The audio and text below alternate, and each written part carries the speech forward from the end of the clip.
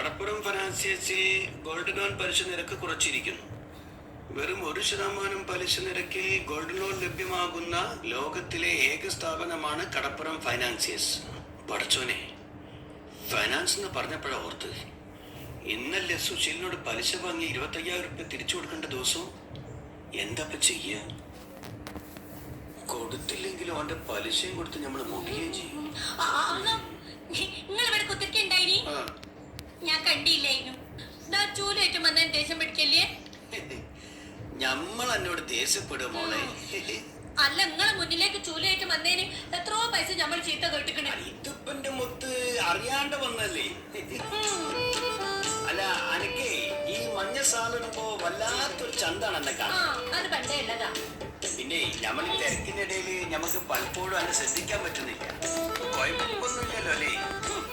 എന്താണ് പ്രത്യേക സ്നേഹം? ഏയ് ഒന്നുമില്ല. സുന്ദരിയും സുശീലയും. സുശീലനല്ല, സുശീല.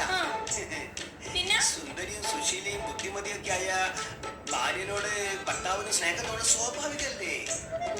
സംഭവം സത്യാണെങ്കിലും നിങ്ങളുടെ കളിയാക്കല്ലേ? സത്യട്ടു പിന്നെ എല്ലല്ലേ പിന്നെ എന്തൊരു ഓപനത്തെ എന്റെ കൈകൊക്കെ പത്തുവോ. കുറച്ചു ദിവസം മുമ്പ് നിങ്ങൾ ഇന്നേ തന്നോട് പറഞ്ഞത് പാറപ്പുറത്തിട്ട് ഒരക്കണ മാറിട്ട് എന്റെ കയ്യിൽ. ഞാൻ പറഞ്ഞിട്ടൊക്കെ തന്നെ മിനിസ്റ്ററിന്റെ പാറപ്പുറത്തേക്ക് പറഞ്ഞിട്ടുണ്ടല്ലോ. പിന്നെ ഈ വള എത്ര പവുണ്ട്? ഏത്? ഇത് 2 പവന്. ഇത് കാഴ്ചക്ക് ഉണ്ടാക്കിയതാ. തൂക്കണ്ട്. ഇങ്ങോട്ടൊക്കെ മുക്കാല്. നല്ല ഡിസൈൻ ഇല്ലേ? ഭംഗിണ്ട് 3 പക്ഷെ 2 മതി എനിക്ക്. ഈ 2 ഇടുന്ന ഭംഗി ഒന്നാവശ്യം. അല്ലല്ല, 3 തന്നെ ഇടണം. സത്യമായിട്ടും പത്തു ഇങ്ങോട്ട് നോക്ക്.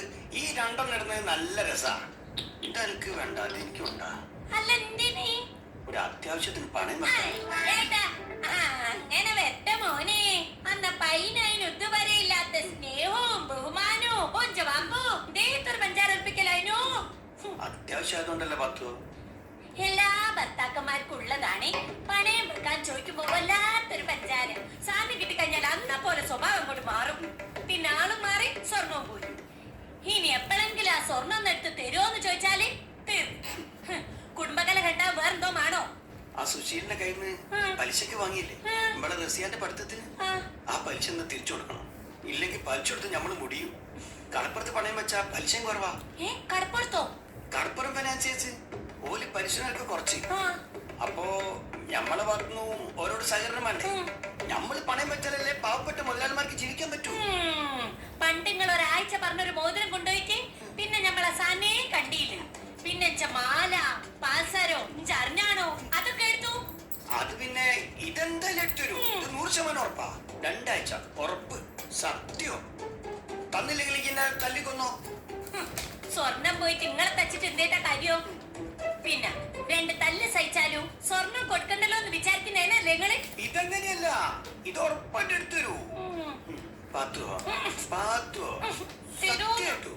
അന്റെ ഉപ്പുപ്പാണ് സത്യം. ഉപ്പുപ്പാണ് സത്യം ആണെങ്കിൽ പിടിച്ചോളാം. ഇതങ്ങാനും തിരിച്ചെടുത്ത് തന്നില്ലെങ്കിൽ അന്ന് നമ്മൾ തമ്മിലുള്ള ഡൈവോഴ്സ് ആണ്. ഉറപ്പാ? ഉറപ്പി. നമ്മൾ എടുത്തരൂല. നമ്മള് തമാശ പറഞ്ഞല്ലേ. പിടിക്കും. അപ്പൊ ഞാൻ കടപ്പുറത്ത് പോയിട്ടേ ഇത് പണയം വെച്ചിട്ട് സുശീലിന് പൈസ കൊടുത്തിട്ട് വേഗം വരാം. ഞങ്ങൾ വരുന്ന വൈക്കുണ്ടല്ലോ ആ ഡൈ ക്ലീനിങ് സ്ഥലത്ത് നിന്ന് സാരി മായി കൊണ്ടുവരണോ? എന്റെ പട്ടി ഞാൻ മേടിച്ചോണ്ടൊരു. അതൊക്കെ തന്നെയല്ലേ എന്റെ പണി. ഞാൻ കൊണ്ടുവരും മുത്തേ. ഞാൻ പോട്ടോ. പഠിച്ചോനൊക്കെ 2 ആഴ്ച കൊണ്ടൊന്നും കിട്ടി നിൽക്കാൻ തോന്നണില്ല.